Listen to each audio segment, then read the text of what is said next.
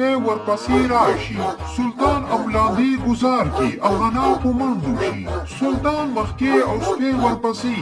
د سپي اواز باندې خان هم راشي چې باغ کې به څوک موجود وي. خان چې راشي نو ام وګوري. ارې دا څومره غټ ام دی، دا څنګه پیدا شوی دی که ځمکې نه راووتلو؟ زه دا وړم ځان ته خرڅوم کسې که دا څوک خلي. خان هغه ام بازار ته روان کی چې هغه خرڅ کی. په لاره باندې ورته یو ځای کې ګجر راشي. ارې خانه دا ام دی یا د امونو پلار په دې ام باندې دې داسې څه کړي دي چې دا دومره غټ شوی دی؟ ګجره په دې ام باندې مې هېڅ نه دي کړي. زه چې باغ ته لاړم نو دغه ام ورکې پروت و. ما چې وکتل نو زه هم ډېر حیرانه وم، څنګه چې ته حیرانه یې. دا ام خو داسې لیدی شي لکه پم سره دې هوا ورکړي وي، خو دا راته ووایه دغه ام خرڅوي که خرڅوي نو 1000 روپۍ به درکومه. او ګجره زه دغه ام خرڅوم، خرڅولو دپاره خو مې روان کړی دی. ته دا کور ته یوسه، که خوښ دې شولو نو ویې خوره او که خوښ دې نه شو نو زما کور ته یې واپس راوړه. بس ټیک دی خانه، زه درنه دغه ام خالومه، ماته دغه ام راکه، زه دا کور کې راخلاصومه چې اخر دا دومره څنګه غټ دی. ګجر هغه ام 1000 روپۍ واخلي، هغه روان شي. د دوی خبرې ټولې سلطان واوري. ارې که هغه سپی نه ورغله نو اوس په ما ځان ته دغه ام 10,000 روپۍ خرڅ کړه وه، خو زه دا پیدا خو وشوله، ما ته آیډیا میلاو شوه. آیډیا زما امونه چې کله پاخه شي نو بیا به زه هم هوا نه ډکوم او بیا به خرڅوم. ګجره تا نظر شومه، څه زبردسته آیډیا دې راکړله. بیا وخت تېرېدو سره د سلطان امونه پاخه شي او امونه وکي. امونو کولې نه بد هوا په ورکولي کی. هوا چې کله ورکی نو امونه داسې غټ شي لکه څنګه چې د خان ام وو.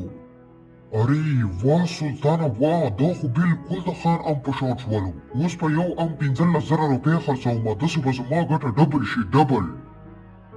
سلطان هغه امونه یو ځای کې د خرڅانه دپاره ولګوي او خلک ورنه امونه په خیستو کی. ارې وا سلطانه، ما خو داسې ام یو لیدل او خو نن مې نوره هم ولیدل. خان سره هم دغه رقم او ما ورنه واخیستو، کور ته مې یوړو او یوه میاشته مې هغه ام وخوړلو. والا څه ډېر برکتي امونه دي. ګجره خان سره خو صرف یو ام و، خو ما سره دومره ډېر دي چې کله به هم ختم نشي. سلطانه زه حیران دي ته یم، دا ساک امونه ولې دومره غټ دي؟ دې نه مخکې خو ما داسې امونه نه ولیدلي، په اول ځل داسې وشولو. ګجره دې نه مخکې خو دې نه وکتلي، اوس خو دې ولیدل که نه؟ دا راته ووایه ام وړې او که نه؟ ام خو به خامخا وړم، ځکه چې د دوی امونو څومره مزه دی دومره مزه د وړو امونو نشته دی، او بل دې کې برکت هم ډېر زیات دی، زر نه ختمیږي. بالکل ګجره دا خبره صحیح ده، دې امونو کې برکت هم زیات دی او د دې مزه هم زیاته دی. ګجر ام واخلي اغنا روان شي. بیا څه ساعت تیر شي، د سلطان ټول امونه خرڅ شي. ارې واه نن مې دومره پیسې وګټلې چې دومره پیسې زه په یو کال کې هم نشم ګټلی. زه ځم نور امونه هم راوړم، کلي کې د دې ډیمانډ ډېر زیات شولو. سلطان باغ ته لاړ شي، هلته کې دوباره امونه وکي او بیا هوا په ورکولي کی. هوا ورکولې نه بعد سلطان امونه د خرڅانه دپاره هغه ځای کې ولګوي. ګجر کور کې ام پسې چاړه راواخلي او چاړې سره یې په کټولي کی. څنګه چې ام ته چاړه ورنږدې کی نو ام وبړزېږي لکه پکڼې.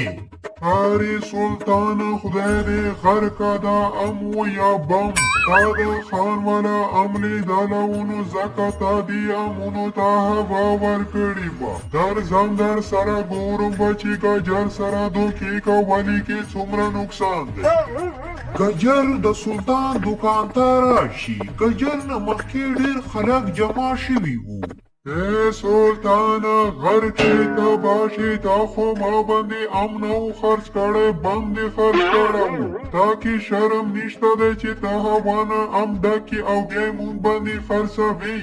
کنجره دې تا سره صرف دوکان نه ده کړې ټول کلي والا سره کړی دی ما هم ورنه ام وړو چې کله مې چاړه ورنږدې کړ نو ډایرېک وبرزېدلو لکه بم وبرزېږي سلطانه اوس وایه چې تا سره څه وکړو دا څوم ځل دی چې ته خلکو سره دوکه کوي خو تا مب کوي دې ځل مب کول نشته دي نه نو تاسو صداګانې یا کمکلان چې دې نه مخکې مې دوکه درکړله نو اوس د راتلو ضرورت و چې تاسو ما نه امونه خستو ارې اوس یې خوند وکړو یو خو غلط کار وکړي او بل داسې خبرې هم کوي د یوه میوه پاتې وه دې ته دې هم لاس واچولو او هوا دې ورکړله ګجره که تا چېرته خوله کنټرول کې چیروله نو اوس په ما امونو ته هوا نه ورکوله دا ایډیا خو ستا وه ګجره د سلطان څه وایي دې کار کې ته هم ورسره شریک وي سلطانه دا څه بکواس کوي تا اوس ما باندې تور لګوي څه ځان بچ کړي تا ته ما ایډیا چېرته درکړې دی تا چې کله خان هغه غټ ام اخیستلو نو تا خان ته وویل چې دې ام تختې هوا نه ده ورکړې نو هوا ورکولو سره زما ذهن کې یوه ایډیا راغله چې زه به وړو امونو ته هوا ورکوم او بیا به یې تاسو غوندې صداګانو باندې خرڅوم ای لعنتي اوس په لاره باندې هم خبرې نشي کولی د ښځو غوندې خبرې واوري اوس به تا ته داسې سزا درکړو چې ستا ټول عمر یادوي او درنه بیا په ویر نشي ګجره ته چې وایې ښځو غوندې خبرې اوري نن سبا خو ټول پسې شنده جینکو دی لباس نه نیسه تر خبرو پورې اوس تاسو داسې وکړئ زه درنه مخکې او تاسو راپسې چرته راپسې داسې کوئ مې